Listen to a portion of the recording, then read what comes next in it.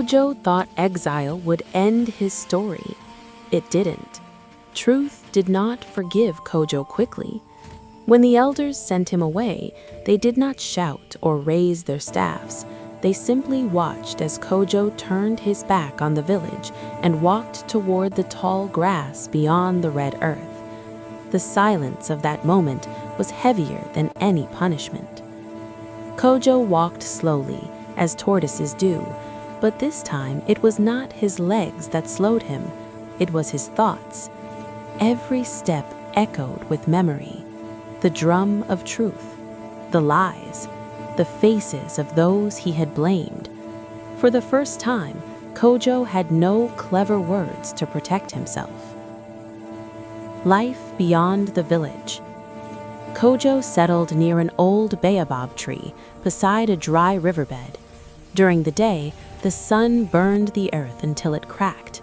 At night, the wind whispered through the grass like voices telling stories he did not want to hear. No one came to ask for his wisdom anymore. When birds argued, they solved it themselves. When animals fought, they did not look for Kòjo to judge. The world had moved on. One night, Kòjo spoke aloud to the darkness. "I was clever," he said, "but I was alone." The moon did not answer. The return of the drum's voice.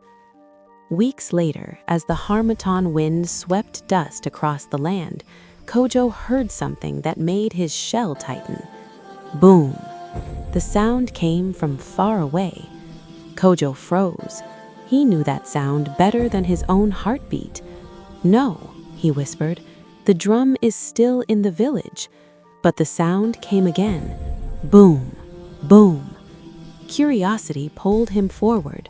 Slowly, carefully, Kòjo followed the echo through the tall grass until he reached a clearing where several travelers stood arguing.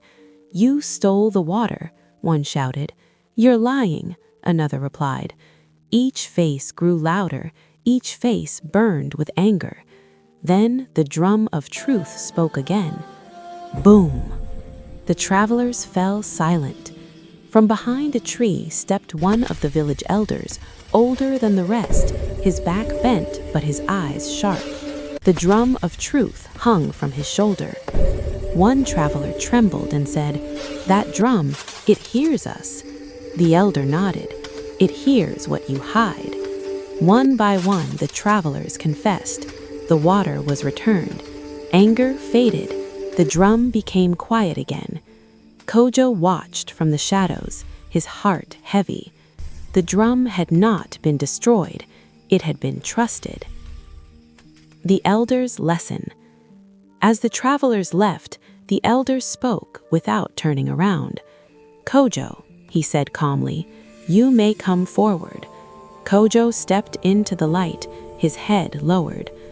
"I followed the drum," he said. "No," the elder replied gently, "you followed your conscience." Kòjo's voice shook. "I used truth to control others." The elder placed the drum gently on the ground. Truth does not belong to anyone, not even the elders. It walks where it is needed. Kòjo asked quietly, "Will I ever return home?" The elder smiled softly. "A tortoise does not return by running. He returns by learning." Walking with truth. From that day on, Kòjo traveled with the elder and the drum of truth. He was never allowed to touch it. He was never allowed to speak while it was present. Instead, he listened. He watched truth mend broken friendships. He saw lies turn into courage when spoken aloud. He learned that wisdom was not about being right, but about being fair. One evening, Kòjo finally spoke. "I thought wisdom made me important." The elder replied, "Wisdom makes you useful." The return home. Years later, the elder brought Kòjo back to the village where his story had begun. The villagers gathered quietly. No one accused him. No one praised him. Kòjo bowed his head. "I will speak only when asked, and I will listen before I think." The drum of truth remained silent. That silence was acceptance. From that day on, Kòjo was no longer feared, he was trusted. Final wisdom. Cleverness may make you powerful. Truth may expose you once, but honesty is what allows you to walk back into the light.